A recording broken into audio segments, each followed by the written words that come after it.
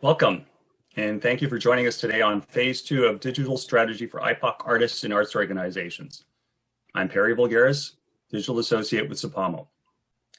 We acknowledge that we live, work, meet, and travel on the traditional territories of Indigenous peoples that have cared for this land now called Canada. SAPAMO is located on the land on which the City of Toronto is situated, which we acknowledge is the traditional territory of many nations, including the Mississaugas of the Credit, the Anishinaabe, the Haudenosaunee, and the Huron-Wendat peoples. SAPAMO is committed to creating meaningful relationships and supporting a diversity of practices, art forms, and cultural expressions. We are grateful to have the opportunity to work on this land. At this point, I would like to turn it over to Amy Moshinski from the Canadian Opera Company and Chris Sonoma of the National Ballet. Amy and Chris, over to you. Hello, thank you. And I would just ask that Alex Hocevar, please, our project manager, please, bring up our presentation. Thanks very much. Thanks for the kind introduction, Perry. I'm Amy Moshinski. I'm the Director of Public Affairs and Community Partnerships with the Canadian Opera Company. And Chris? I'm the Director of Technology with the National Ballet of Canada. And we're joined here today with a number of colleagues. First, Stephen Sherwood, who is our Director of Infrastructure Technology at the COC, and Alex Hocevar, who has been our project manager for all things digital, and our research partners, Helen and Zan from Kerr Smith. So great to see everybody here, and thank you for joining us. So Alex, if I could just ask you to go to the next slide. So I spoke about our digital journey, and it's one that we've been on for the last couple of years. It's a partnership between the National Ballet of Canada and the Canadian Opera Company, and it was really inspired and set off by the funding that the Canada Council for the Arts had announced in 2018. Since that time, we've had two successful applications. The first one is the digital stage, and Helen will present the research from that today. And the second one that we're currently working on is the Performing Arts Digital Lab, and we'll also have some updates on that throughout the sessions. We also had a number of other partnering organizations, including Soul Pepper, the Toronto Symphony Orchestra, the Royal Opera House in Covent Garden, who's been working with us on this project, as well as TAPA, Against the Grain, and many more. And I think Alex was just bounced from the meeting, but I think he's just come back in. So I'm going to ask him to, Alex, are you there? No, he's not. Okay, here we go. So I'll ask Chris to take over from here and walk us through the roadmap that we're on. Okay, so the idea behind this is, 2 years ago, actually more than 2 years ago, the COC and the National Ballet were talking. We were just looking at all of the things that were starting to come through with digital and seeing these small little projects. The one that really kicked things off was for Stephen and I was the Tempest that the Royal Shakespeare Company was doing, and we looked at the work that was being done and thought, whoa, okay, things are happening and we need to get moving. So in discussing that, we looked at what the Digital Strategy Fund was offering and decided to move forward with this idea of openness and accessibility and how do we use these technologies to reach a wider audience.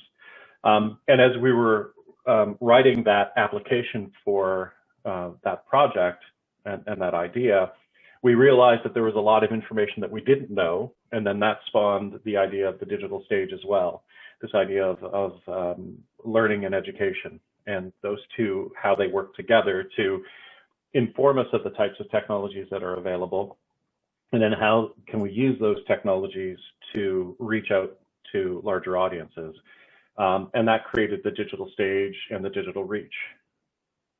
Consecutively, as that was going on, Canada Council also provided internal funding for core recipients to do an internal assessment, an audit of the technology.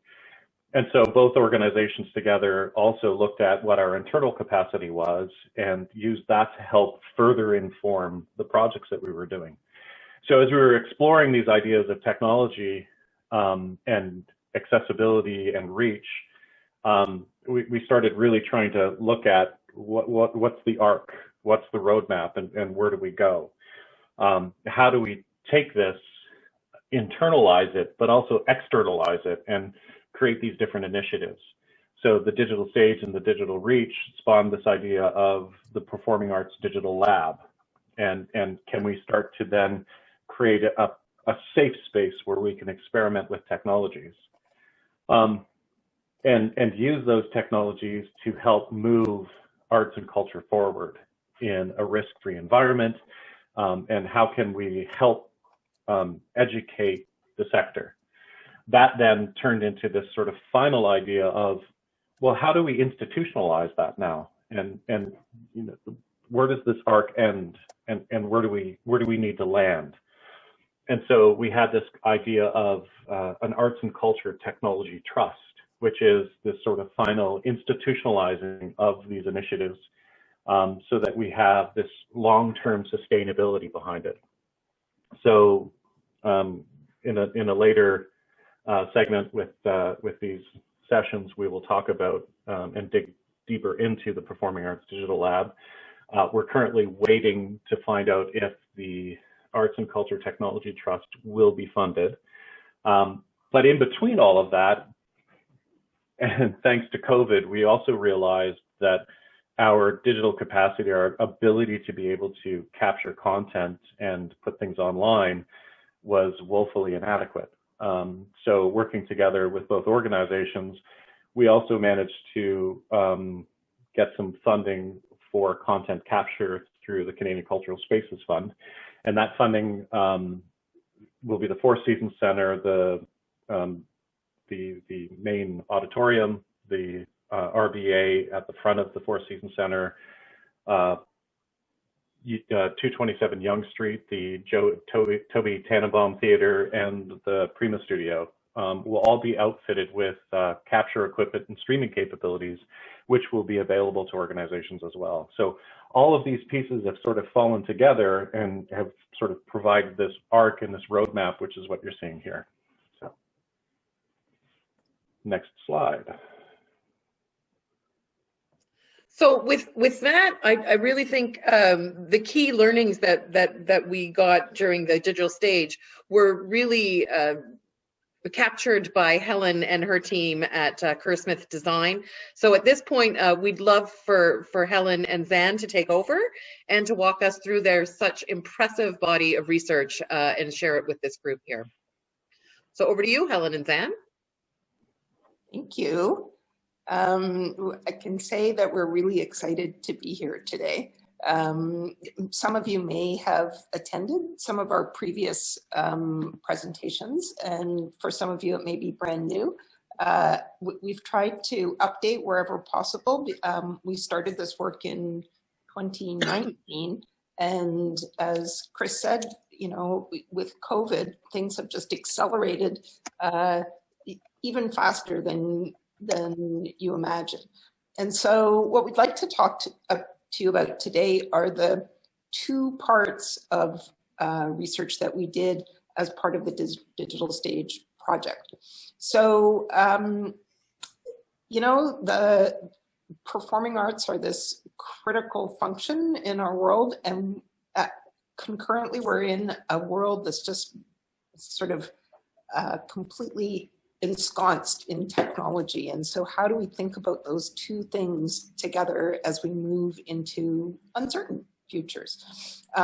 We were thrilled to have the chance to work with this team to try and plot forward first, what are the technologies that are currently in use and available, maybe not widely available, but available and being deployed particularly in the performing arts. So that's the first piece of work that we did. We called it an environmental scan, kind of trying to look broadly across the world. And then the second step was to push into the future, to look at technologies that were really on the bleeding edge or might be used in other sectors and are beginning to seep into the performing arts, and then to think about how does that change what we do and how we do it. And so today I have an overview, and if you would like to look more deeply, there are copies of our report on the Digital Stage website, and I think I have a link to that at the end of the presentation. And we're going to make time for lots of questions. So I'm going to run through the first part. If what I'm saying is confusing or you want to clarify, please just put a note in the chat. And Zan's looking, I can't see the chat while I'm presenting, but Zan can, and we can interrupt if you need to. And then we want to make time at the end for whatever questions you might have to clarify. And we actually have some provocative questions for you too. So maybe to push the conversation along a little bit. So let's start. So our work, I'm a designer by training, but what's called a foresighter, strategic foresighter by profession and practice. And so our world is always looking forward across all kinds of different sectors, but we've been particularly interested in the arts for the last, I would say, 8 years, really trying to understand what's happening, what's coming, and what that means to the arts. So how do we do that? It's sort of a step-by-step process. The first thing we want to know is, what are the big changes that are pushing everything else? And I'm going to outline those in a minute. We call those drivers of change. What's making change happen? And then on top of that, we want to look at the more recent kind of emerging possibilities. We call those signals of change. So they might be small, and then we want to see, like, if that's happening here, how does it affect this over here? So if something's happening in medicine, for example, what would the possible implication for the arts be? And so our work is really to find meaningful patterns in all that information that can be useful as you're trying to plan what's next for you. So the first thing that we tried to establish were some of the big drivers of change that are happening, not on a slow moving track, but on a, it's happening over a long period of time. It's not in question if these are going to affect us. These are part of our reality. So what's a big one? Well, we have an aging population. So the proportion of people who are older in our population is big, and there is actually a really big component of that as an implication for the arts. A lot of people who consume the arts do that in the later parts of their lives. We hope that people consume the arts all the way through, but how people participate in and receive performing arts might change over time. And we know that that's going to continue. And we also know that over the course of the last year, older people have been disproportionately affected by the pandemic, and how we're thinking about that into the future is an important question. We know that Canada is a country that is becoming more and more diverse, not always equally diverse. And so what does that mean for the arts? And that is not something that's going to change overnight. It's going to continue in a trajectory and has already changed the face of cities and the whole country in a good way. We as a country are dealing with our need to reconcile with Indigenous peoples, and the notion of redress or thoughts about returning land to people that previously were caretakers of the land is a question that's on many people's minds. And so how do we continue that conversation respectfully? We live in cities, many of us, and even though there's been lots of conversation about people fleeing big cities after COVID, The truth is, statistically, that people are leaving the biggest cities in the world, but they're not moving to really remote places, except for some, for very few. Mostly what they're doing is they're moving to smaller cities. And so our urbanization is still going to be present and continuing over the next 20 or 30 years. And so what does that mean? We know that climate change is upon us. We are living almost on a daily basis with the effects of climate change, and that actually has a huge impact on the way that we conduct our business in the performing arts, and the way that we consider what the storytelling we're doing is about. Technology is accelerating. I said that at the beginning, and underneath the digital stage, we know that technology is really the basis of a lot of our investigation. But automation on top of that has been really important.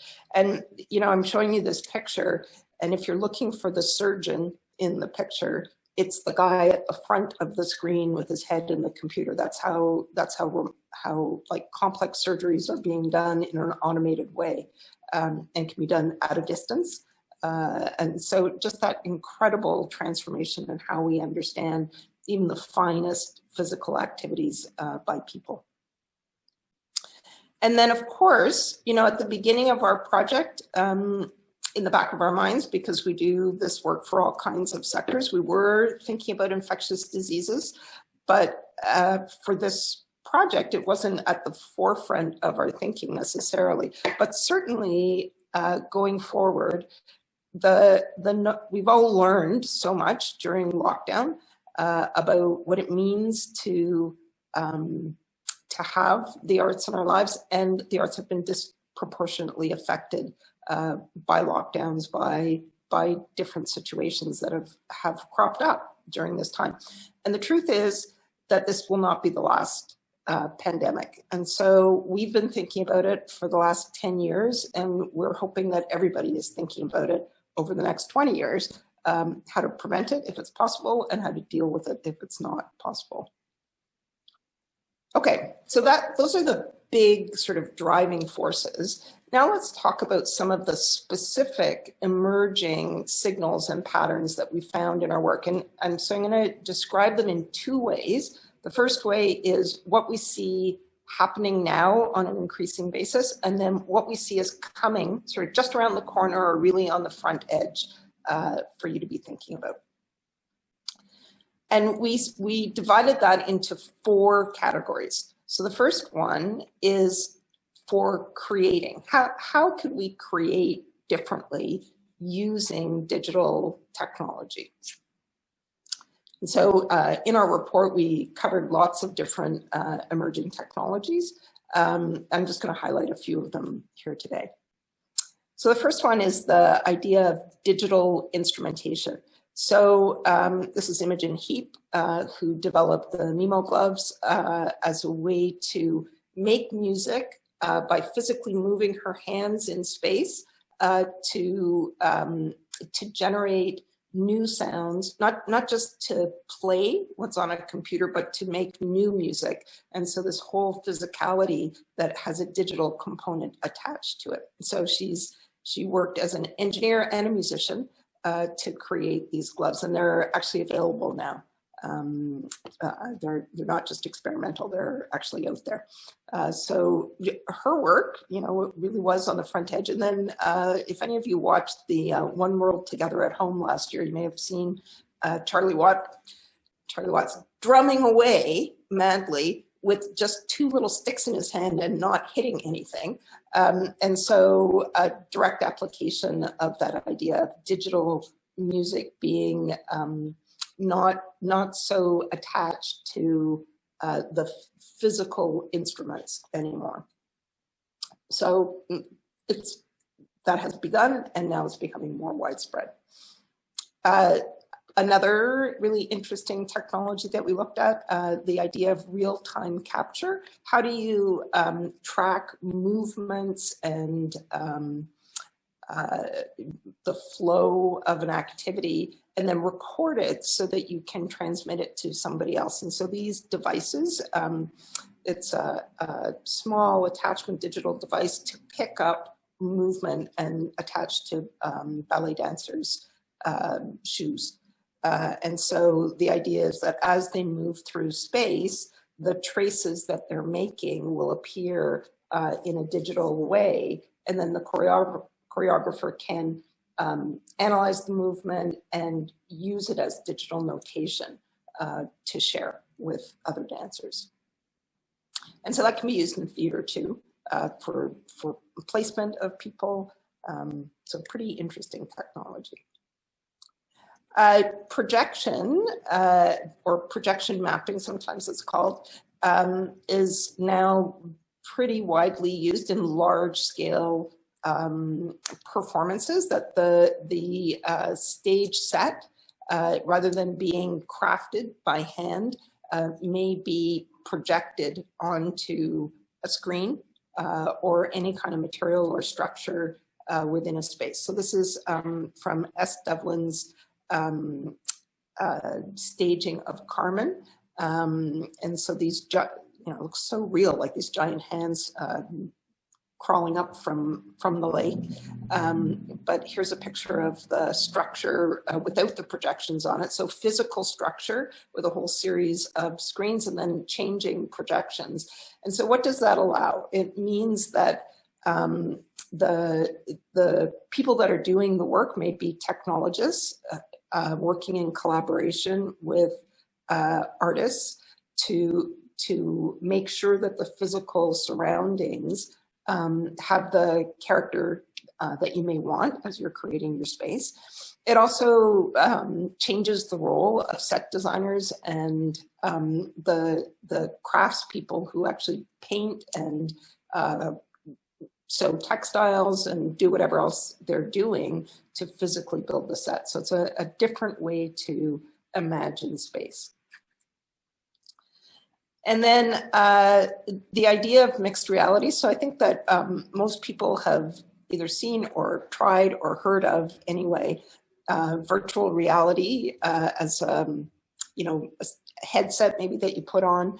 But the idea of mixed reality, where you have a virtual reality visual representation of something, and then sort of the imposition of new information that may come from a computer program on top of a real space. So in this case, it's an example of pre-visualization, rethinking how a physical space might be when a new use of space is conceived. So an architectural model might be placed into a physical space, and you can manipulate it and think of it in new ways. So the staging of something, you may be able to use a computerized technique to fully anticipate and share information about what you're going to need for lighting, for sound, for movement of stage elements.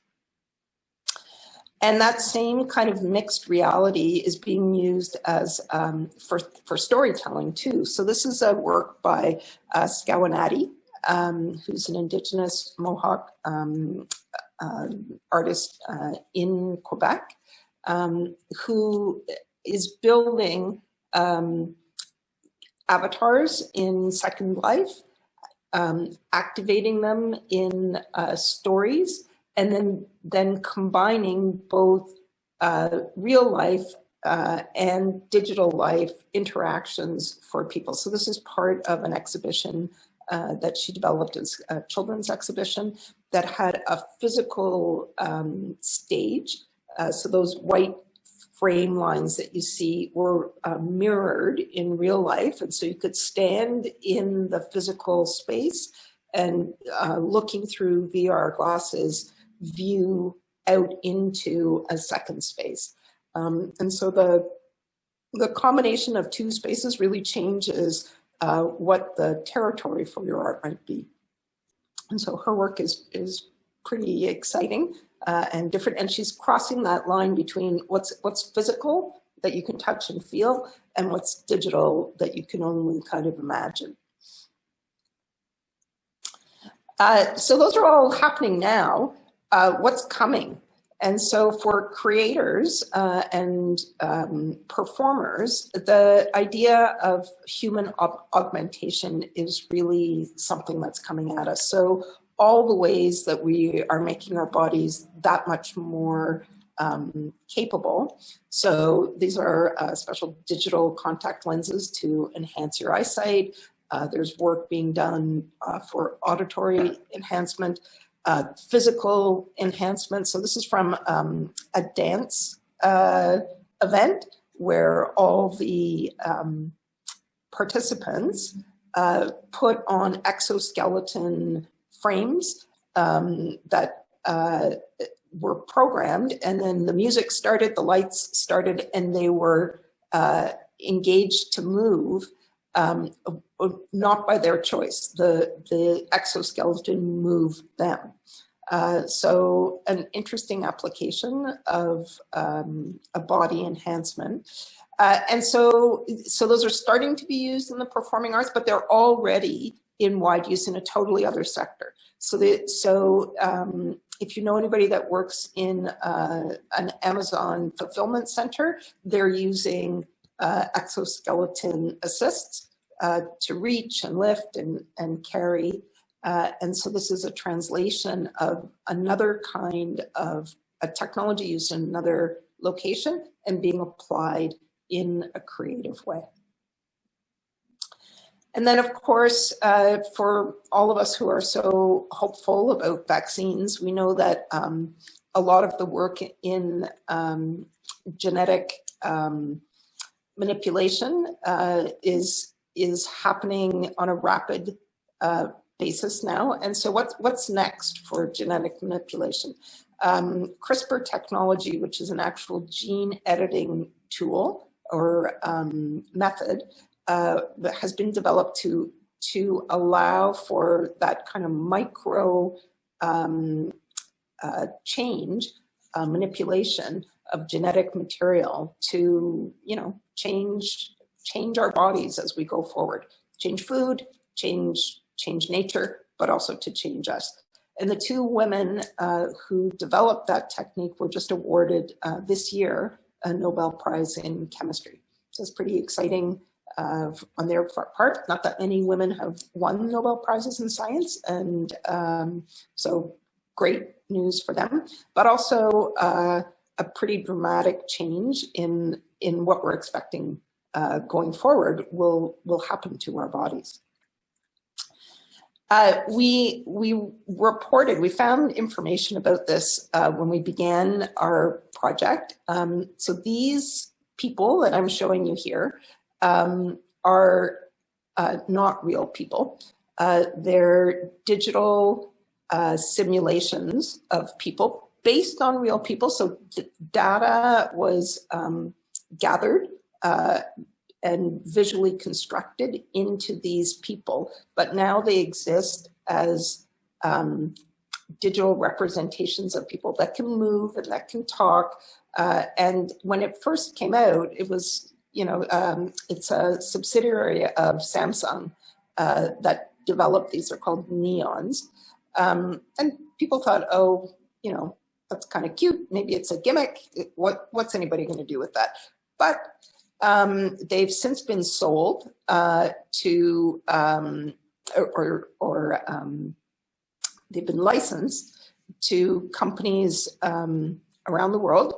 So this is in South Korea. They're being used as weather reporters. So the weather reporter in all of these images is one of those neons. So programming the information and then feeding the information out, but it's not a real person that's doing it. It's this avatar. And they're also being used as receptionists in a bank in South Korea as well. So when you walk into the bank, you see a digital screen and you interact with somebody and it feels like a real person answering your questions, but it's not. It's an artificial intelligence generated version of a person. And then also just this past summer, it was announced that this AI robotic actor is going to be playing in a movie. It's called B Movie. And so the first time that a lead character is being generated as opposed to manipulated from prior people. And you may have seen some of the work that's being done in Hollywood right now. So a lot of the technology around these manipulations is from tech companies coupled with the smarts of Hollywood to make movies with characters that have different physical characteristics than they had before. So this is Will Smith in an upcoming movie, or I think it's just been launched. And on the left-hand side, that's him for real with all those little spots all over his face. And he's been digitally de-aged for the second view on the right-hand side. Same person, all his movements are his, but the physical features have been fully manipulated. And the quality of the manipulation now is so good that it's pretty hard to tell. Kind of creepy, but pretty hard to tell that it's not a real person. Artificial intelligence, can it be a generator of art? And so most of us as creative people would say, no, never, and yet. So this is an artwork that was generated by AI completely. So absorbing information about historic paintings and then generating an output that actually sold for a huge amount of money on the market. And in case you thought that words are really for people, language is for people, you're probably reading AI generated words almost every day. If you read the sports section, any information that doesn't require kind of really interpretive perspective in the newspaper, the weather, the sports news, in many cases is being generated by artificial intelligence. And then, like, can we make music that way? Well, maybe. So I just found this last week. It's a new AI music generating tool. So you put in the characteristics that you want and out comes music. I can't tell you if it's good music, but you can try. And then I recently just found this, which is, this was just launched a couple of days ago. It's a Toronto company called Massive Technologies that's created AI-generated hands. Those are not real hands that can play music that's impossible for human hands to play because the speed is too high. And so I guess I can share the link and you can go and listen to it. It's quite boggling, the kind of music that it makes. Okay, so that's all about making art, creating. What about presenting works of art? And so we know we've already programmable effects have been used particularly in venues that are perhaps larger or have access to lots of digital capabilities. And so the idea that lighting or moving parts of the stage can be pre-programmed to get particular kind of effects. And that's accelerating. Now, buildings themselves are being rethought so that our performing arts spaces maybe are more intended to be multi-use as we move forward. And so this is from the architects who designed the shed in New York City. So massive new multiple performing arts space that can actually physically move. So I'll show you that again. Not sure, my thing's not working. There we go. So the whole exterior shell can move, and then interior to that, the layers of the building are also flexible.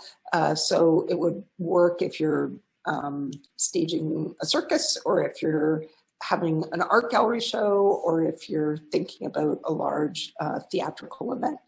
So the way that we use spaces now seems to be more prescribed. And so as we move into the future, and will we be thinking about those more multi-use spaces, and how will we do that?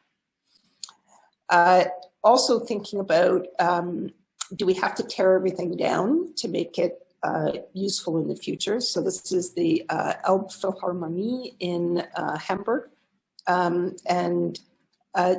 The way that this building was built is they used a pre-existing 1960s warehouse on the waterfront, and rather than just demolishing it and building it new, they built on top of it. And so one of the issues for new buildings is that we need to consider all the digital possibilities, the ways that we store historic information. Can we do that digitally? The way that we prepare for new kinds of presentations. There's so much digital work in there. And so as we build new buildings, can we keep some of the materials that we've already used and make use of them again, but also make possibility for more efficient and more future-oriented kinds of spaces?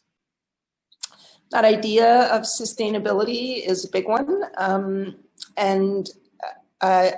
Even though we've been preoccupied with COVID primarily for the last year, every news report you hear is about COVID.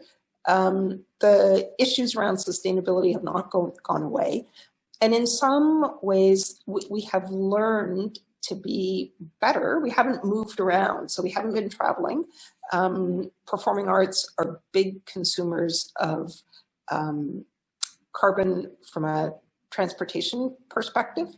What are some of the things that we could be doing in rehearsals, in teaching, in actual presentation that perhaps allow us to stay put and reduce our carbon footprint? It's not always possible, and so many of us want to return to the possibility of moving around, but we may be thinking about moving around less as we go forward. And so this is an example of a dispersed group of people practicing together. So even though there's a digital delay, sometimes there is work being done to eliminate that digital delay so that music is possible across a distance. And so very much that's beginning to happen. What's next? So you would maybe think it's an unusual thing to say theme parks are leading the way, but they are kind of.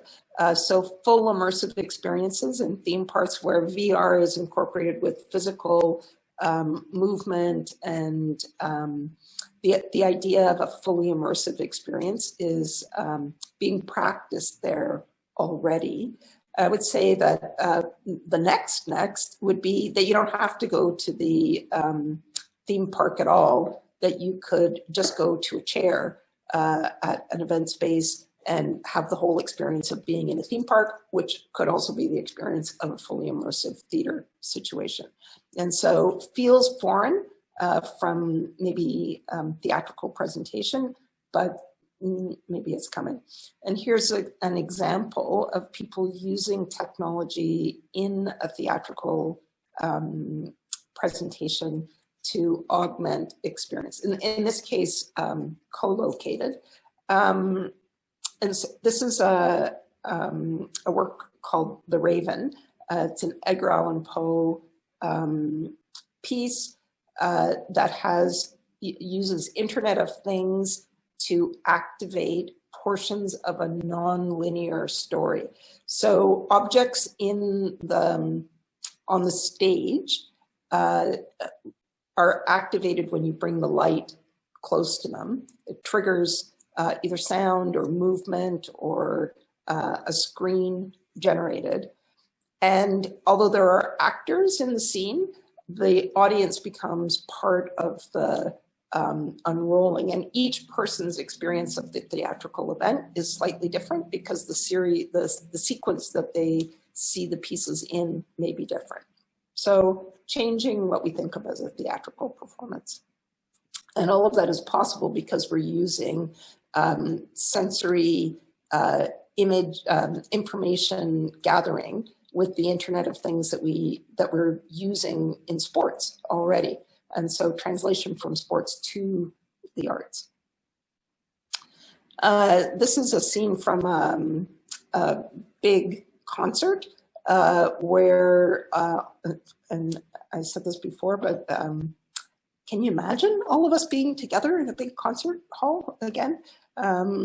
So in this scene, every attendee is given a bracelet and they have pre-programmed light effects that relate to the music that's being played, so that the whole of the space becomes part of the physical event. So not just I'm there with other people, but I'm part of the performance too. Okay, so that's really on the arts side of the equation. What about the people that receive all the performing arts outputs? And so audiences are changing the way that they receive performance as well. So we live in a world where everybody is being watched all the time. Surveillance is around you, even if you don't know it, it's around you all the time. And it's increasing. So I would say over the last year that this has increased even more. So much so, and that we're receiving it voluntarily.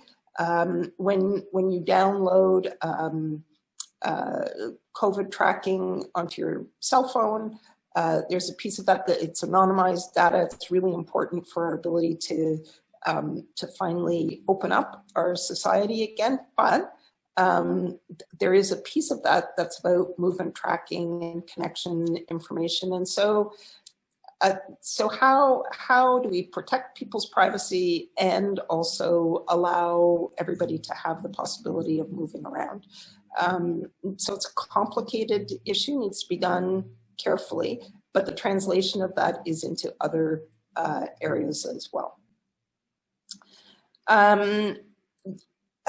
Receiving sound, like 3D spatial sound, so that everybody in a space can have a full sensory immersion through sound is possible because of the way digitally that the sound is located.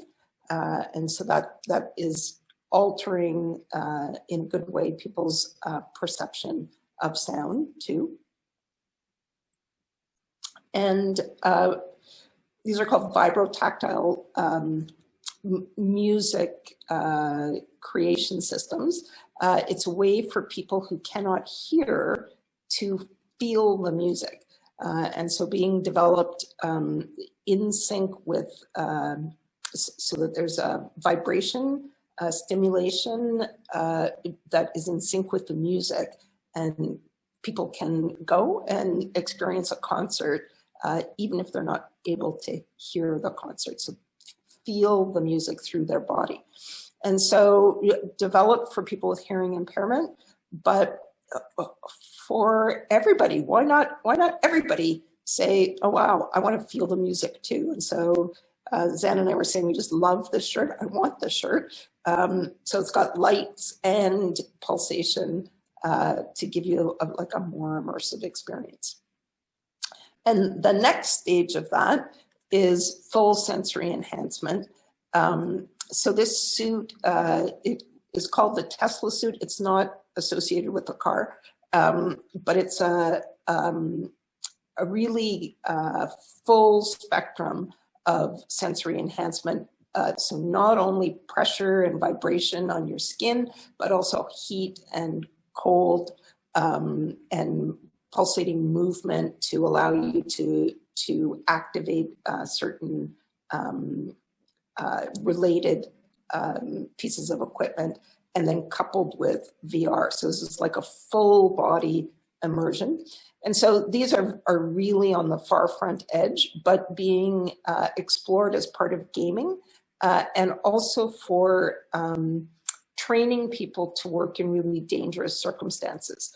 So one is disaster. or with complicated technical, like nuclear situations, and also for medical applications. But what happens when those come into the arts? How cool would that be? And so then the far front edge of that is, you know, projected information onto your skin that you can touch and activate. What is live? Do we even know what live is anymore? So if you're wearing something and you've got all the sensory information and it's pre-programmed, is that a live event? And so this question has really surfaced and been accelerated forward over the course of the last year. This is an example from, maybe some of you have done this, it's from Ubisoft game called Just Dance. So it's actually an old game, but has been updated over like year over year. You go in, you create an avatar for yourself, you can customize the avatar, and you dance mirroring the dancers that are on the screen. You can dance with them, you can dance with your friends, and you're trying to learn a whole series of actions. Updates every year, has become way more body positive, so a whole range of different kinds of bodies. You can dance with animals and characters. It's pretty crazy. So it's live, but it's not live with people that you recognize as people that you know. And so is that live? And then this example is maybe the biggest example of what's live. So this is Travis Scott. He's a rapper, pretty well known, and he last spring did a concert on the stage inside the game Fortnite. And so, you know, in the past, he may have traveled around and done concerts and maybe even filled out the stadium. I was trying to think, how big is the biggest stadium you could possibly play in? I don't know. Let's just say, for sake of argument, 30,000 people. I'm sure there's bigger ones, but say 30,000 people at a time. So he had, on his first live night of presenting, 12.5 million unique views of his concert. And then over the course of the following week, over 27 million views. And so, and that's performing at once. And, you know, accessing, like, even if you did night over night over night at 30,000 people per stadium, like how often, how long would it take him to get to that kind of viewership? So Fortnite is now a real possibility. So is it live? Doesn't feel live, maybe.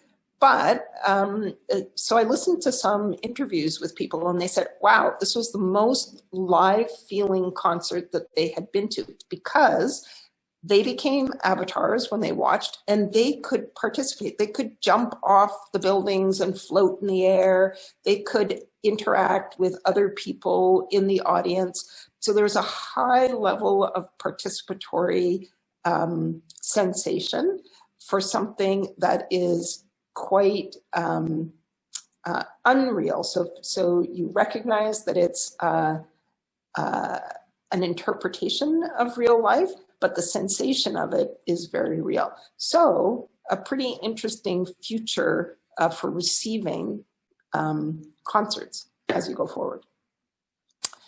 Not everybody can participate the same way. So I showed you that suit before. This is another way, using augmented reality to amplify the effects of an event. So this could be translation, could be visual augmentation. There's all kinds of ways that performance can be made more accessible to more people. This picture is showing you a little device that you put in your ear, and it's simultaneous translation. So somebody can be talking, and as they're talking, you're hearing completely different language. And so again, making accessible what previously was inaccessible to people. Okay, so those are about receiving. The last category of information that we explored was how does the whole system change with digital technology? And so one of the things that's changing in a big way is how quickly computers are advancing. So last year, like in the fall of 2019, Google announced that its quantum computing, that they had made a major breakthrough. And so the next level of digital capacity is right around the corner. I mean, it's going to take a while for that to filter in widely to all kinds of technology, but it's coming. And so that is going to be completely transforming for everything. We know that 5G networks are rolling out across big cities. Maybe that rollout isn't equitable. It's likely to happen in big cities first. It's going to happen later in other parts of the country. And 6G is already on the horizon too. So as this rolls out, there's more capacity for higher levels of digital interaction. And the way we place that in our city will matter, and the kinds of access will matter. This is a picture of, it looks crazy, but it's real. Nissan is looking at that thing that guy's wearing on his head is a mind controlling device for the car. So how could you think the car down the road? So I'd like to turn right now, and the car turns right. And so this would be possible as those more advanced technologies are available. But Nissan's working on it now. The next thing that we wanted to talk about, which we think is pretty important, is the idea of digital protection, rights protection, and sort of claiming authorship.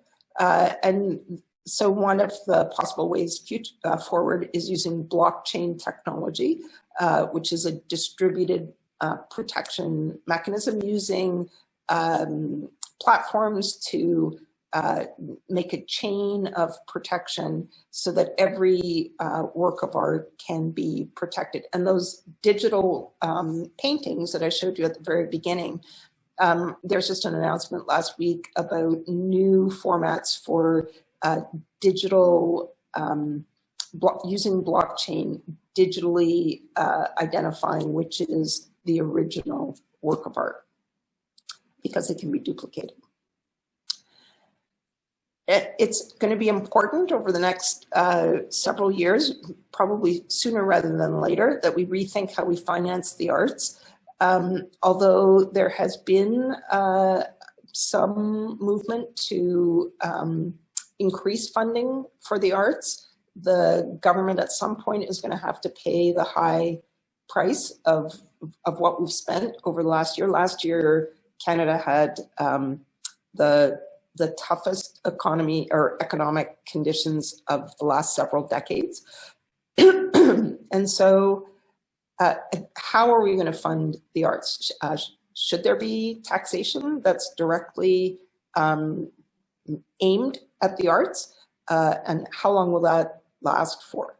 We are beginning to demand that corporate donations be ethical. And so this is a reaction to the opioid, the family of the opioid producing company, Purdue, which has funded many art institutions, and many places are divesting from those kinds of funding mechanisms. But what replaces it? And so I think we should be thinking about that as we go forward. Are technology companies the ones that should be funding the arts? If we're going to have live streaming, so we've grown very used over the last year to free live streaming of just about everything, free music, free theater, free everything. So we will more likely have the physical venues that are able to do live streaming, but do we have the financial models to make it reliable and persistent. The idea of data, do we pay with data? Currently, we give our data away for free. In the future, will we charge for the use of the data that we generate? Or will companies continue to ask us to pay with our data? So that conversation is still in play, and it's not entirely clear which way that's going. And maybe the last thing is that, again, as a society, one of the things we've learned over the past year is how critically important culture is to us. And at what point are we going to prescribe culture as a necessary part of our well-being? And so we had this idea of culture vitamins, that you would take your culture every day, and that there would be a transformation in your brain, because research is proving that that's true, that a regular dose of culture is critically important to us as we move, and particularly in this digital age. So I just wanted to point, so that's the end of the examples that I wanted to show for today, but I did want to point to some of the early work that we did in this project. We tried to do a summation of some of the key kinds of technology that are currently available, that's sort of readily available, and create some kind of chart that was accessible, that you could go and look at and get an understanding. And so this summation of that information is organized two ways. So one is across. You can look at technology like augmented reality and get a handle on some of the different characteristics of it. So what does it cost? How does it scale? Is it, do you have a high level of specialized technology competency in order to be able to use it? So that's one way to look at the groupings of technology that we looked at. And then the other way is, depending on the size of you as a company or the area of specialization you have, that you could also read it the other way. I'm a small organization. Which of these technologies is likely to be easy for me to adopt? And so we generalized it this way so that you could use it. And the other thing that we did is we highlighted each of the technologies and tried to give a short description of what's involved and some current examples of where it's in use. And then much on the right-hand side, much more detailed information over here about the specifics of the technology. And so all of this is available on the Digital Stage website in our first report, which is called the Environmental Scan, Digital Stage Environmental Scan. That's a lot of talking, and I just want to make room for any questions that you might have. Helen, I have a question. Yep. So when it comes to the notion of live performance and how it can be altered, there's a lot of concern, and you touched on it earlier, about things like privacy. And how does society begin to accept some of the risks that might come from some of these new mediums of performance, while still making sure that their privacy is still being maintained? That's a really good question. And I think the first part of that is acknowledging that people have a right to privacy. So in the past, the part of the business model for the technologies is that there's an exchange of, you give me your information and I trade back to you access to technology. And so some of those business models are framed on that. And so I think that we legally and ethically need to think about that. Is there a way to ensure from a regulatory perspective that people's privacy is protected and that companies, if they're earning income from the private information that you're providing, how can you make that a choice for people? So the starting premise currently is not that your information belongs to you. We need to make that decision as a society, I think. And there is quite a lot of work being done on that. So regulatory systems are looking carefully at that. Privacy commissioners are also investigating how our own privacy is being co-opted in a way. But I think even as creators, we need to think about it too. What, can you inform people ahead of time about what the risks are? When we do research, when we're doing it in an academic setting, we have to consider what the potential harm is and how we can protect somebody from that harm, and boost somebody's confidentiality or boost anonymity if it's possible. But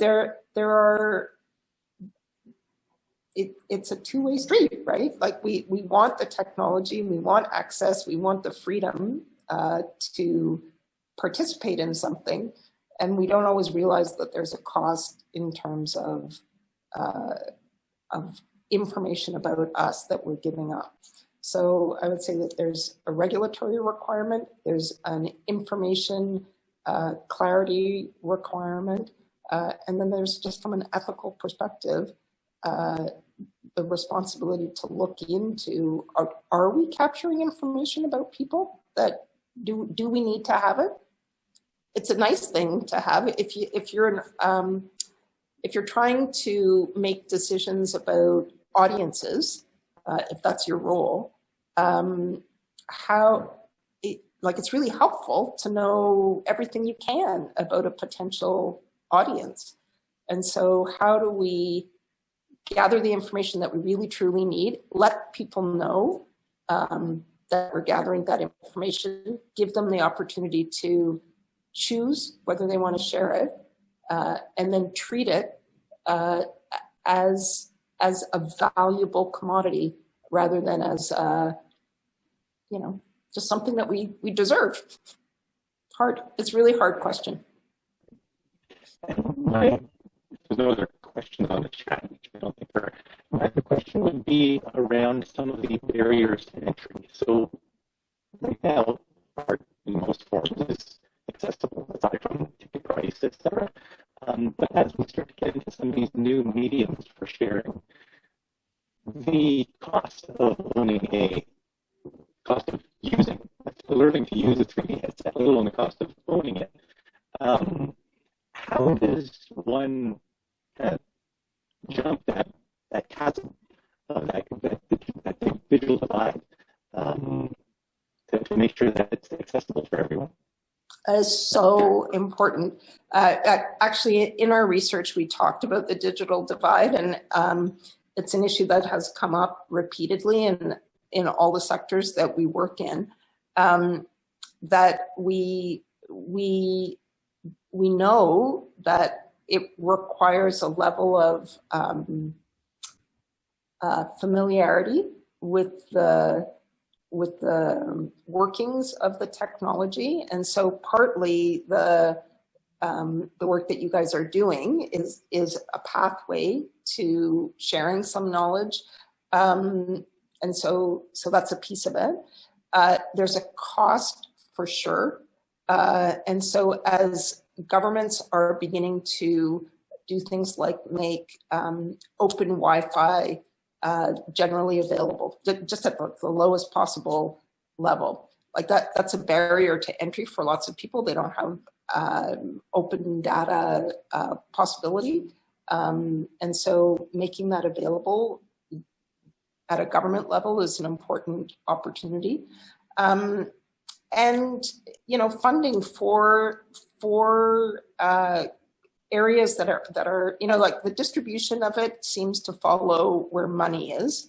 And so industry, especially tech-driven industry, has lots of funds to be able to continue to advance. I think that some distribution of that is really necessary. It's, again, on the one hand, some regulatory requirements for distribution and boosting of accessibility.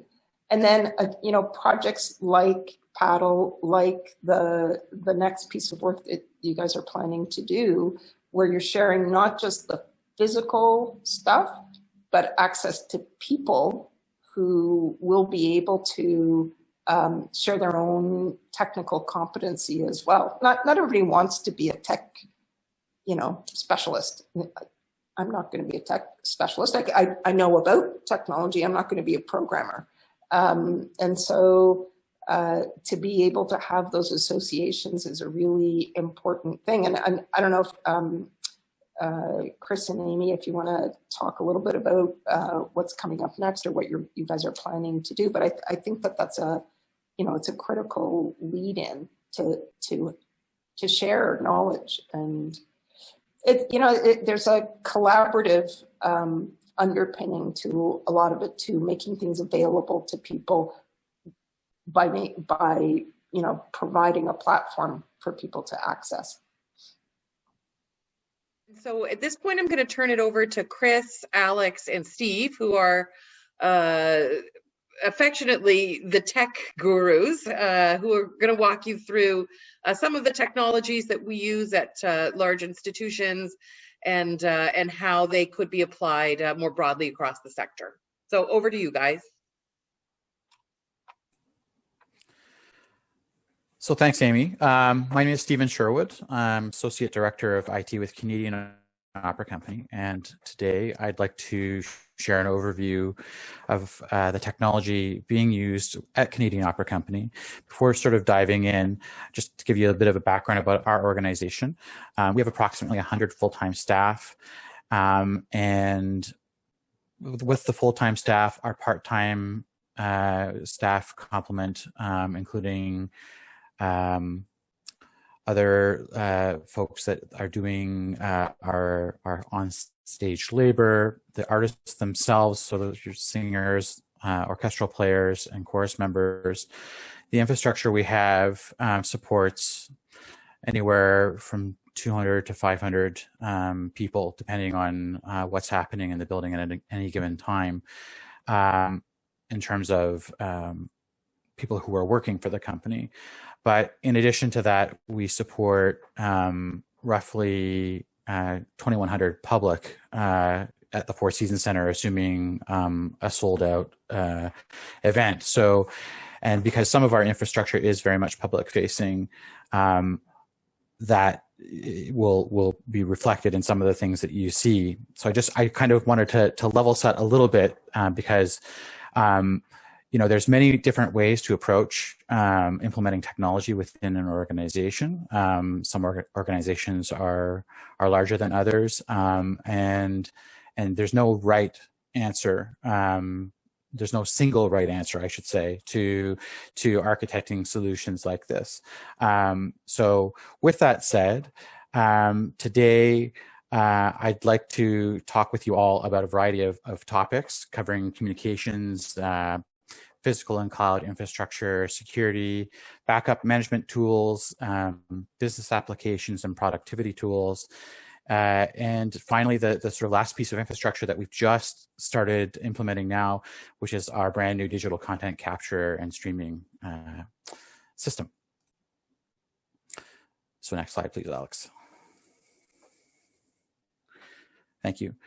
So in the communications sphere, we cover off a lot of things, including voice services, traditional telephony, voice over IP, especially since COVID has come along, a lot more conferencing. I should say that, you know, before March of last year, video conferencing was done only with external stakeholders and very rarely at that, board meetings, things of that nature, ad hoc meetings with creative directors and things like that on the production side. But of course, the only way we can come together as an organization is over video conferencing. And so we use a variety of tools to support that as well. We have redundant internet connections at 2 of our 3 locations. And we do support 3 locations in Toronto, our main administrative offices, the Four Seasons Center for the Performing Arts, and our scene shop, where we do a lot of building and fixing of sets. And of course, not to be left behind, cloud-based communication tools as well. Next slide, please.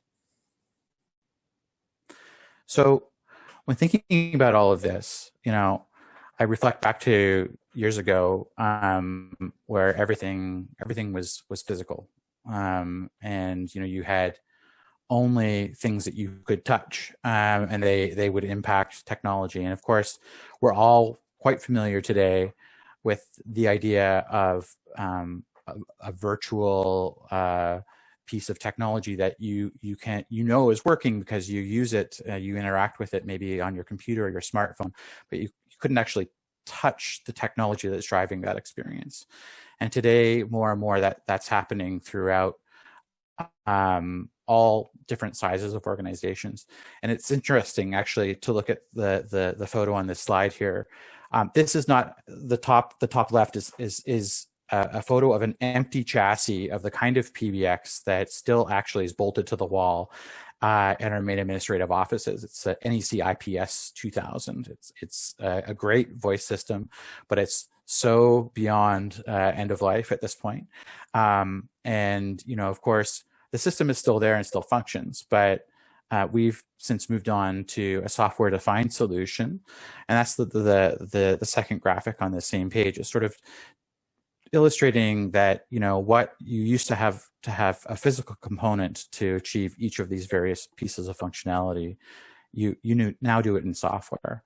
You don't need to have a knob to turn, a physical knob to turn, at least for every one of these pieces. Next slide, please.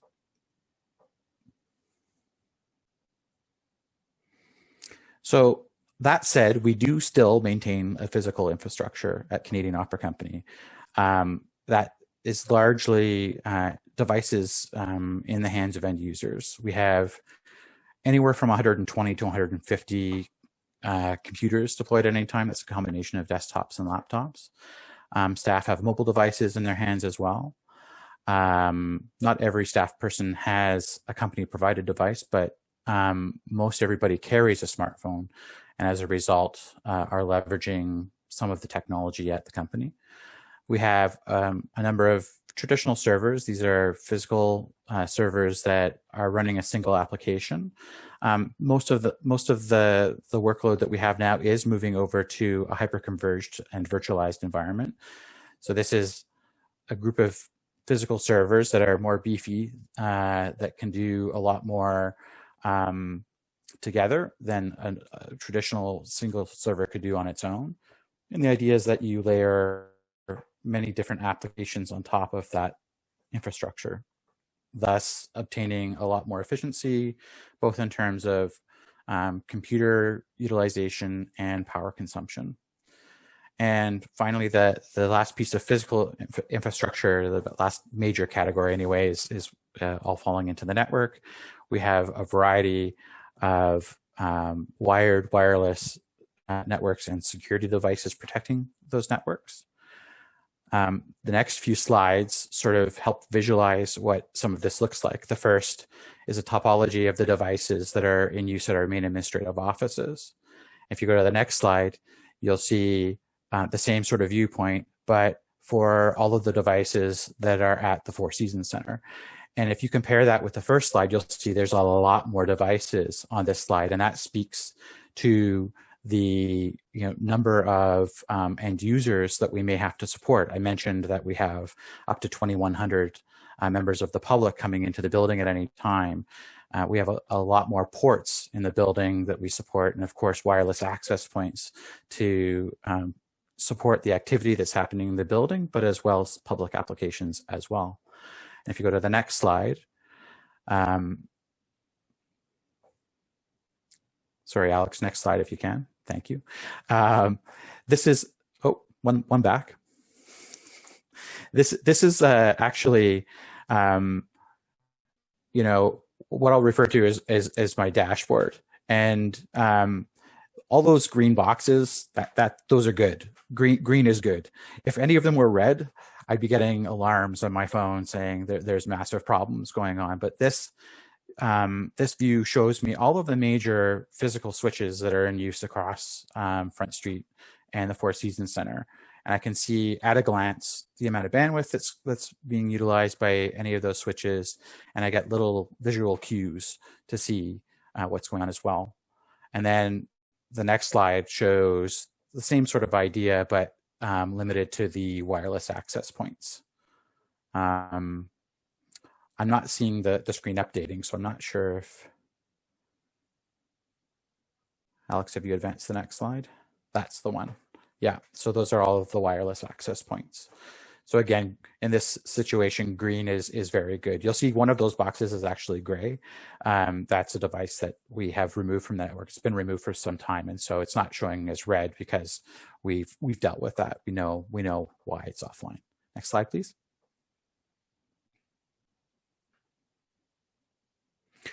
This is, I think, the final sort of network diagram I have for you, and thank you for my indulgence on these. I love diagrams, as you can see. This is just showing the architecture behind the storage network that connects all of our virtualized environment together, along with some of the backup infrastructure.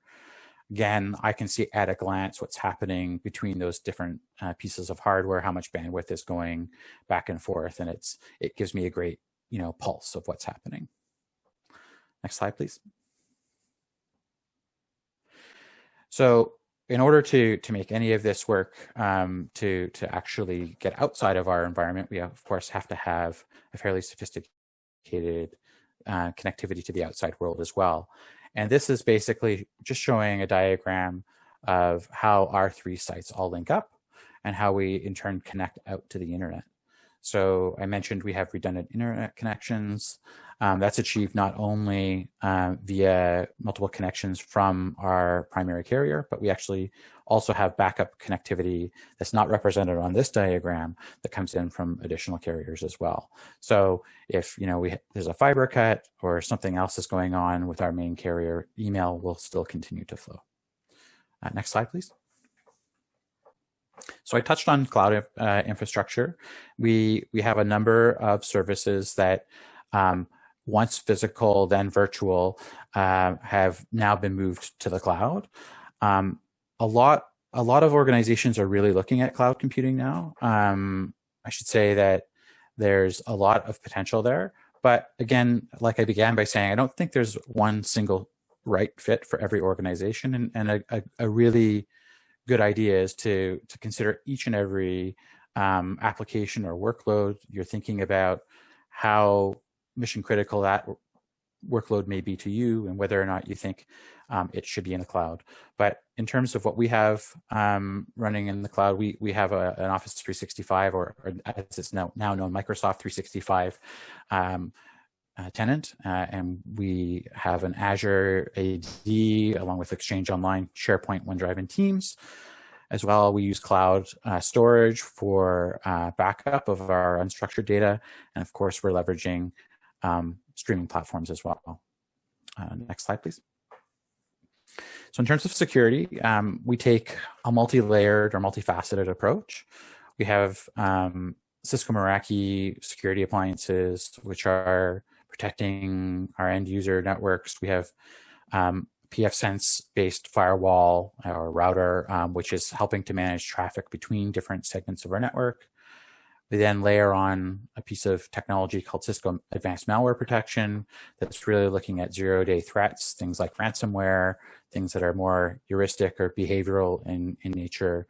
And that sort of monitoring is happening at both the network and endpoint level. So that technology is baked into the Cisco Meraki equipment that we have on the network. And as well, we install clients on the desktop. We layer on top of that traditional antivirus that's monitoring all of the inbound email, server and desktop activity. and as well, we filter email using an anti-spam solution.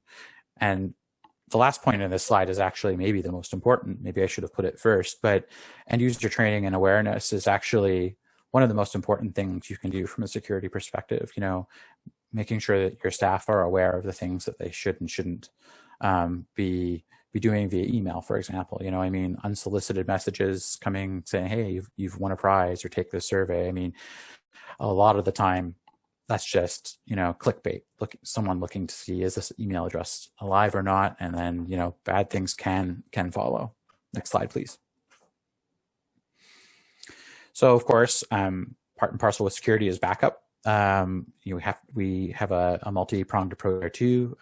We're using Veeam for the most part to back up to both local disk and tape and to an offsite location, and to then send some of our data up to the cloud as well.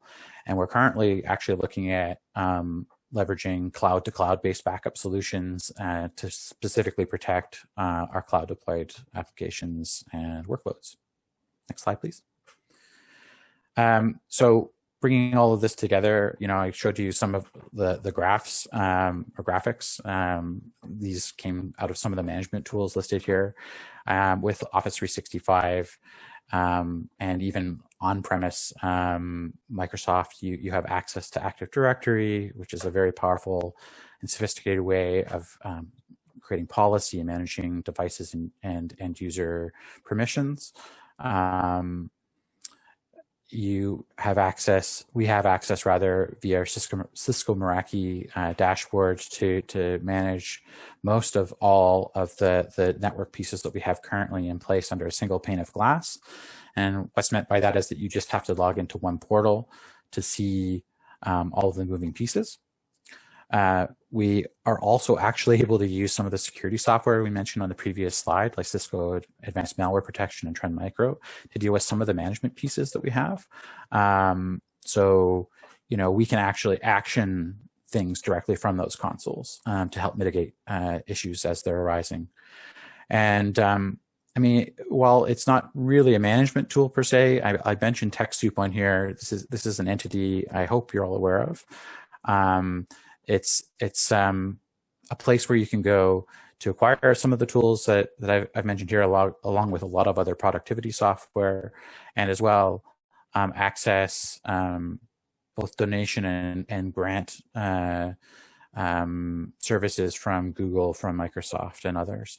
And depending on the size of your organization, there's a lot of different possibilities there. So if you're not familiar with Techsoup, certainly do make yourself aware and look into it. I think it's techsoup.ca, but certainly if you Google Techsoup Canada, you'll find the right place. Next slide, please. So we support a number of business applications in our environment. The biggest one that drives our business really is Tessitura. It's our CRM platform, but it also manages all of our ticketing and fundraising efforts, and as well is used to facilitate access into our sites. So when someone turns up with their ticket, the barcode reader is integrated into Tessitura, and tells the person scanning the ticket whether that ticket is valid for today's performance. And so we actually see that person has come to the performance, what time they came, and that information is all trackable. And we're actually just starting to we've been thinking about this for a little while now, to be honest, but about reopening and what contactless scanning might look like, and that's something as well that Tessitura can assist with. So their NSCAN access management solution supports that. We also use Business Central, which is a Dynamics 365 product. Dynamics 365 is made by Microsoft. Both Business Central and Tessitura and the next item on the list, Arts Vision, are all software as a service cloud-based solutions. So you'll see that 3 of our key business applications are cloud-based, and that for us makes a ton of sense.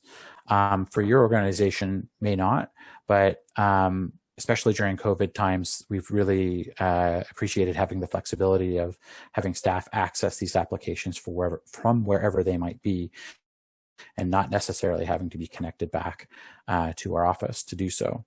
And then finally, maybe most importantly, is the payroll system. We still run two different systems, Ceridian, which again is a cloud-based solution, and Grandmaster, which is a solution that we use to actually pay our part-time and artists. Next slide, please. We support a number of productivity tools as well. These are the software pieces that most of our staff use on a day-to-day basis. So standard Microsoft Office suite. And since moving to Office 365, more and more Teams as well.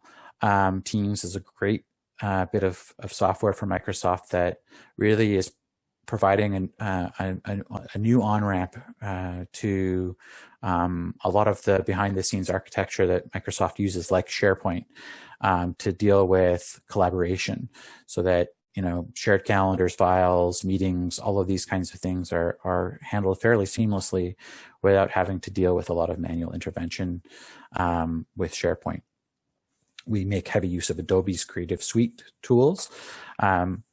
We actually own a lot of old Creative Suite licenses that we still use, believe it or not, but we also use the Creative Cloud solution as well. And we make more limited use these days of FileMaker. We're actually trying to sunset that product. If you're not familiar with FileMaker, it's really it's a database software that with a pretty easy user interface to create new experiences for applications, and it's a fairly sophisticated tool, but we're moving more towards the core business applications that I mentioned on the previous slide. And finally, we do a ton of work with AutoCAD and Vectorworks to actually design what's happening on stage. And the last but not least piece, and this is the newest thing that we've got on the go, is the digital content and capture and streaming solution. So we're really just in the midst of the final procurement steps on all of this.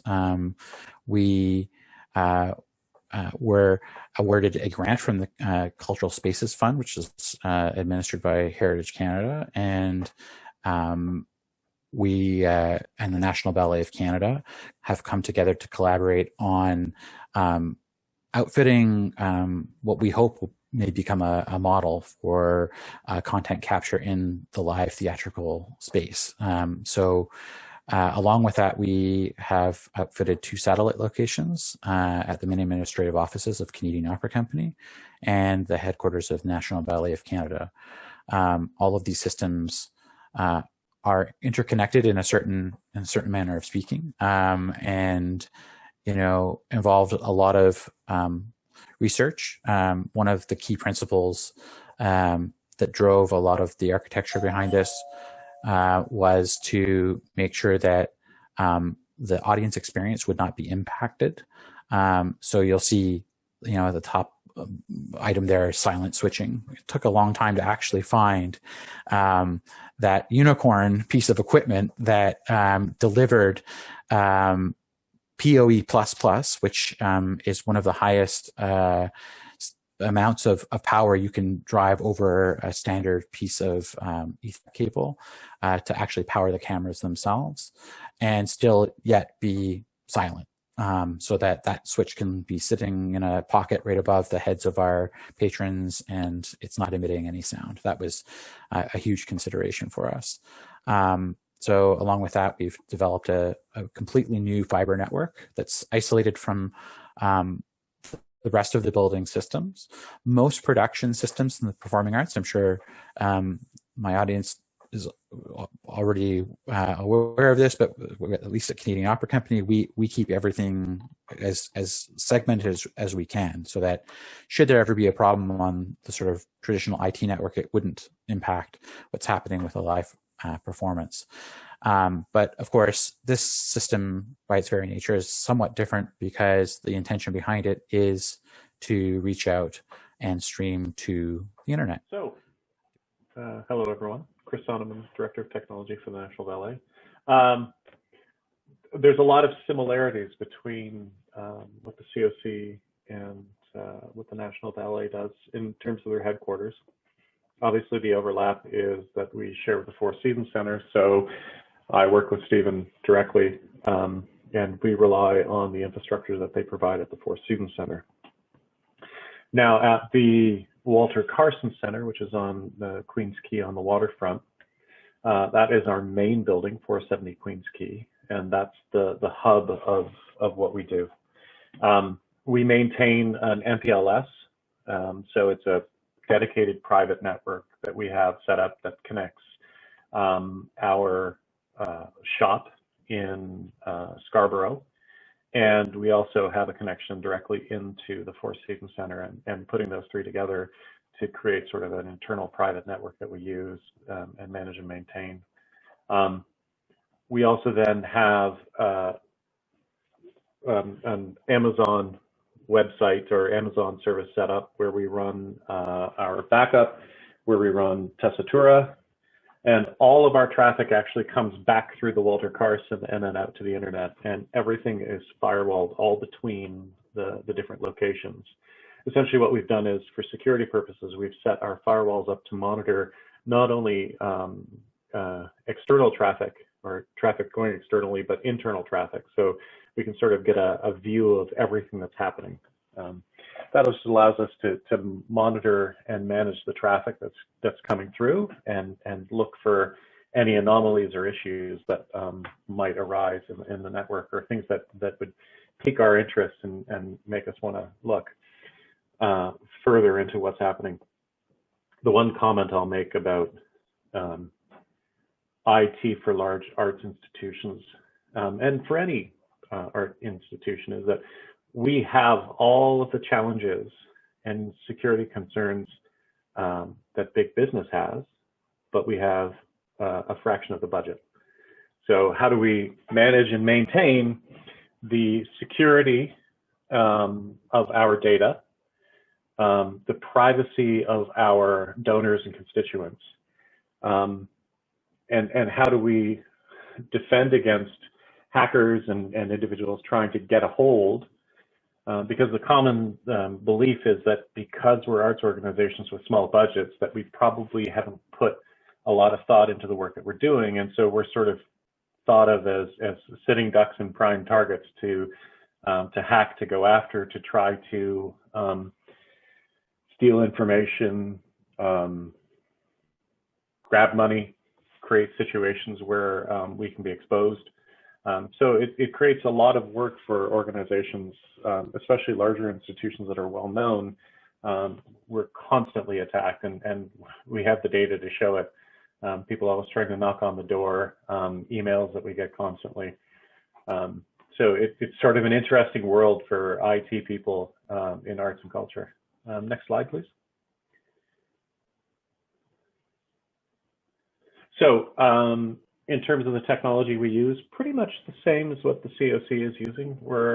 We use Office 365, and we use a lot of security tools that are provided. The wonderful part about Microsoft, and I can't stress this enough for organizations to take a look at it, is Microsoft provides incredible non-for-profit pricing.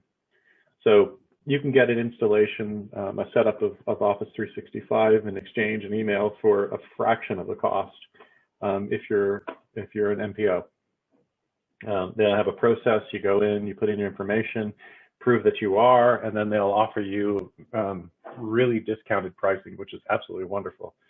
So we take full advantage of that. They provide two-factor authentication, and for those that don't know what that is, it's essentially using, when you go to log in, it sends a message to a text message or to an app to validate the fact that the person logging in is in fact the person logging in, so that we can add these levels of security. So if someone happens to get a hold of a password, they still have to then authenticate against that password through a cell phone and that. So it adds an extra level of security. In terms of financial software, we use Microsoft Dynamics. for content management, image management internally, because we have a lot of images, a lot of videos. We use an application called Sutron Global. Sutron essentially is a database that allows us to track all of the information tied to images and videos, so that we know who's in it, what the licensing is around it, what the usage is around it, so that we have a clear understanding. We can use those for marketing materials or just save it for posterity. In order to cut costs, we actually implemented essentially what is an open source phone system, and moved our entire phone system from Bell to a VoIP system. If you haven't looked into that, I highly suggest that. It's a great way for organizations to save money, and there's a lot of systems. I mean, even Microsoft Teams allows for you to connect a VoIP provider up, and you can essentially have internet-based phone, which means you don't get long distance charges, and a lot of the issues and a lot of costs that you would get from Bell go away. So it can be quite inexpensive. Thanks to COVID, Zoom took off like crazy. We use Zoom exclusively, to my chagrin. I mean, I prefer to use Teams, but Zoom is such a user-friendly application that it took off for us. Also, because of our distributed office now, we've implemented Slack and Asana. Slack is essentially a chat system for those that don't know it. It's very popular now, and it's a great way for real-time, very quick chatting, group chats, organizing information, connecting with people. It does have functionality to allow you to even make a phone call. And Slack provides really fantastic nonprofit pricing. I think it's in the 65% discount range. So they're really aggressive with providing discounts. Asana is a project management tool that we use, and Asana and Slack integrate. And then because of the number of, well, pre-COVID, when we went on tour, we would create special experiences for donors and for people in terms of, or donors and individuals, patrons that would want to go on trips. We have event management software that allows us to communicate with our patrons for those that actually travel to whatever city we're in. So if we're putting on events and special situations, there's a place for our patrons to go, and that's through a software as a service called Cvent. Next slide, please. Actually, Chris, before you leave this one, there is a question that we had come in the chat. Sure. And you mentioned the hardware, or sorry, the software discounts that Microsoft gives to nonprofit organizations.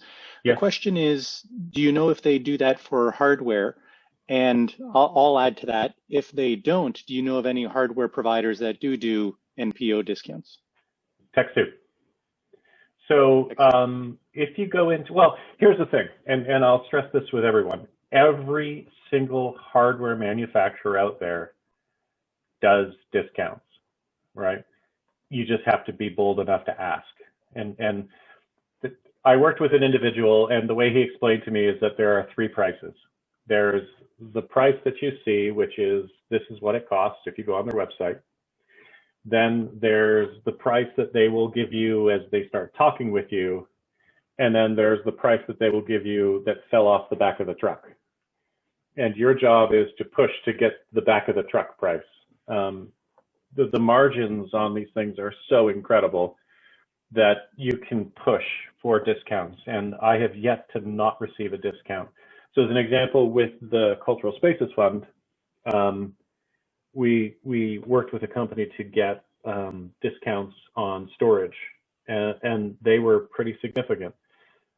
Previously, we use our server system, which is a hyper-converged Nutanix cluster. So Nutanix is a hardware provider. When I pushed them, they gave me a 60% discount because I pushed hard enough. So my comment to anyone is, if you're dealing with vendors and try to find a vendor to work with, they will always be able to find you pricing. And the closer you can get to end of quarter, end of month, end of year, the more money you're going to save. So you just have to be bold enough. And there are times in conversations where the first thing I say to a person is, look, you want to sell me some stuff. I'm going to tell you right now that I'm going to ask for very deep discounts. So if you want to consider continue the conversation, know that I'm going to ask that. So if you're prepared to provide deep discounts, then we can continue on. If you're not, then thanks for coming, but there's no point in having this conversation if you're not willing, because I'm a nonprofit. I don't have the funds that major corporations do. So if you're looking to put your kids through college and retire on this deal, that's just not going to happen. So let's be very clear about the fact that I'm going to ask for you to give me a discount, and then I'm going to ask you to give me another discount that hurts even more. So if you're willing to do that, then let's talk.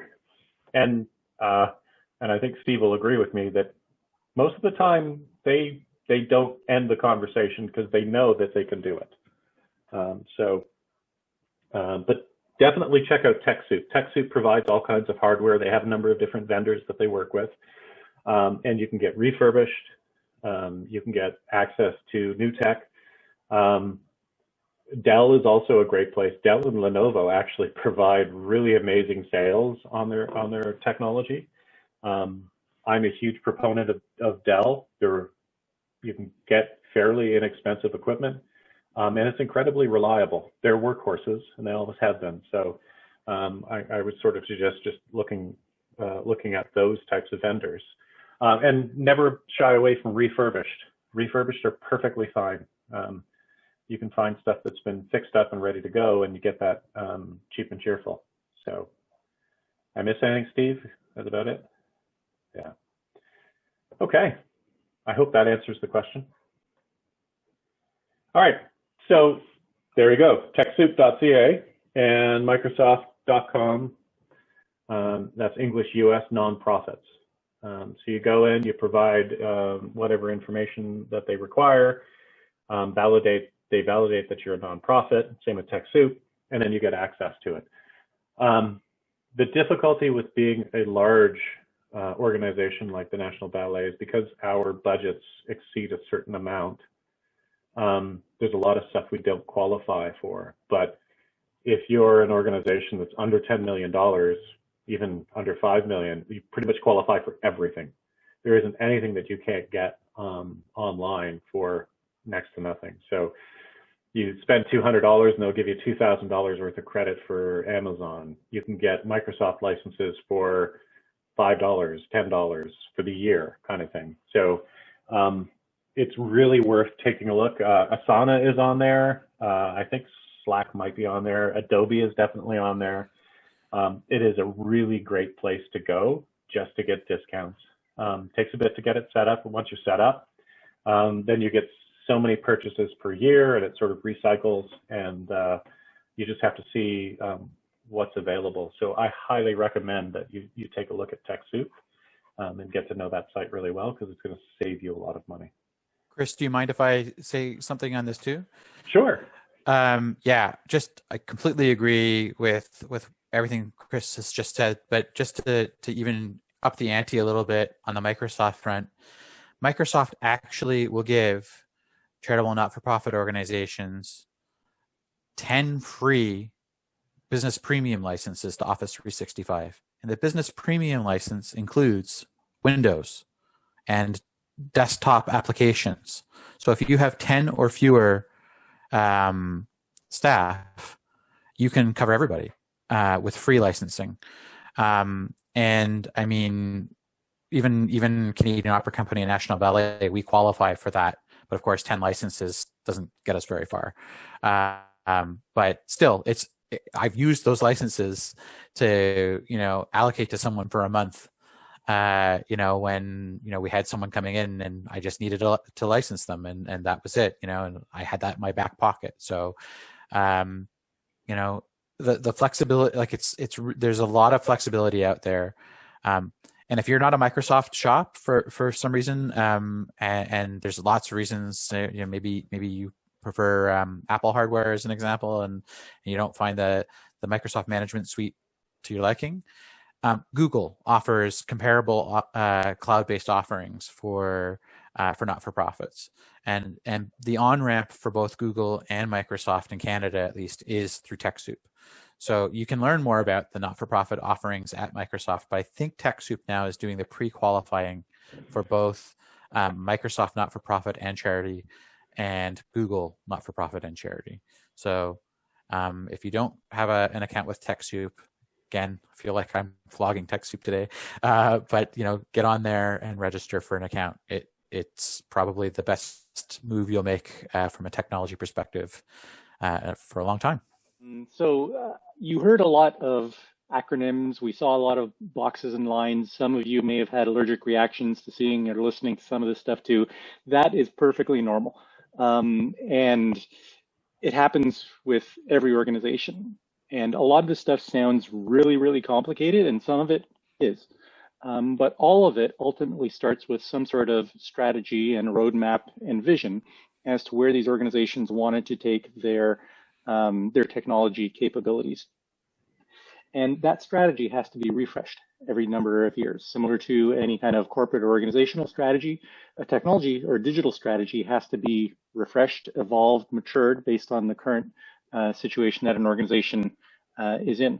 The COC actually just went through a technology and digital strategy refresh and identified 4 main areas that they wanted to focus their technology capabilities in the coming years. The first area is around the patron experience. So you heard Stephen and Chris mention things like ticketing, the experience in-house in the venue, etc. From a patron experience, knowing that the organization's patrons are maturing from a technology perspective, everybody has a phone in their pocket nowadays, everybody's used to newer kinds of technology, they are beginning to expect that same level of maturity from the organizations that they interact with. And that doesn't necessarily exclude arts and culture organizations. So recognizing that the patron experience is important is something that the COC has done and is beginning to look at new kinds of technology to continue to enhance that experience. The next, and applicable to what Helen was talking about earlier and what this series will talk about in the coming weeks, is around the creative process. So those on-stage technologies around video, around sound, etc., even integration into the customer experience. So any of you that have visited the Opera House here in Toronto are familiar with the surtitles. That surtitle technology runs on projection today. There's really nothing from a technology point of view stopping it from being run on people's phones, being streamed to earphones, etc., straight from their mobile device. So using technology to enhance what somebody is actually experiencing in the performance hall is a second component of the COC's digital strategy. The third is enabling their staff. And so that includes a lot of the enterprise systems that Stephen mentioned, things like scheduling, payroll, things like what Chris mentioned around project management, some of the other tools that are out there, communications, making sure that for those organizations that do have staff, that when staff show up, they are enabled to do their jobs to the best of their ability. And I've worked with a number of organizations in the past that focus so much on the customer, the patron, or the audience experience that they don't focus on staff. And I can tell you that very quickly, when a customer may have an issue with the patron experience and they have to start diving down into that staff experience, very quickly, paper shows up. Not necessarily that paper is bad or anything, but it begins to give the customer an impression that, oh my God, this organization may be working in the past. And so making sure that your staff are enabled with the right kinds of technology to do their jobs the best they can is a key component of any digital strategy nowadays. And then finally, data and analytics. So the capture of information of customers, of patrons, of operations, and the handling and management of it to not only enable decision-making within the organization, but to potentially even enhance that customer experience is a key component of digital and technology strategies in the future. So these are the 4 areas, and the Opera spent quite a bit of time identifying gaps, identifying opportunities, and building out a roadmap over a number of years. So all of this stuff that you've heard today really stems from the opera recognizing that they needed to put together a digital strategy and beginning to focus or provide focus on specific areas that it wanted to work on. On that creative side, things like the digital stage, and you saw a version of this slide in Helen's presentation earlier, but things like the digital stage begin to inform where the sector is headed from a technology perspective. So the digital stage project did an environmental scan and a horizon scan that identified a whole bunch of different technologies, from stuff that's becoming relatively commonplace today, like 3D printing, all the way down into things like virtual reality, motion tracking, etc., holograms, augmented reality, all these kinds of almost Star Trek-like things that are becoming more and more commonplace in the sector. The digital stage did a series of technology pilots to begin to experiment. As we mentioned at the beginning of the session, along with the reports, the environmental scan and the horizon scan that Kerr Smith produced, all these technology pilots, the results of the technology pilots and final report and recommendation can be seen at the website down at the bottom of the stage, or at the bottom of the screen there. So at www.coc.ca/digital stage. The digital stage was a fantastic project. It was 1 year in length. It was funded by Canada Council for the Arts' Digital Strategy Fund, and it ended in June of 2020 with fantastic learnings and a huge amount of great ideas, but it also identified that there honestly was no capacity in the sector to support implementing most of this technology. As Chris mentioned earlier, budgets are tight, especially now when we're not allowed to assemble people. And that was really one of the main focal points of the digital stage project, that the technology is amazing, but nobody has any money to do any of this. And so that triggered an additional project led by the COC, working with the Ballet, that we've called the Performing Arts Digital Lab, or we affectionately call it PADDLE. Being the good Canadians that we are, we have to have some kind of Canadiana reference into every one of our projects. And so what PADDLE is supposed to do is that it will begin to create the capacity, the skills, the resources to actually implement some of the technology that we've talked about today. And so it's intended to have the skills available for the sector to use easily. It started this past fall, and we're really in the kind of the governance forming part of the project. But in the coming weeks, we're going to start talking about some of the things that we envision PADDLE potentially delivering, not only to the COC and the Ballet, but broadly for the sector. PADDLE, again, is funded by Canada Council for the Arts, and right now it's a 3-year project that started, it says summer 2020, summer went to effectively the end of September last year. So it was then that the project started, and it'll begin to implement some of the technologies that we've heard and talked about today.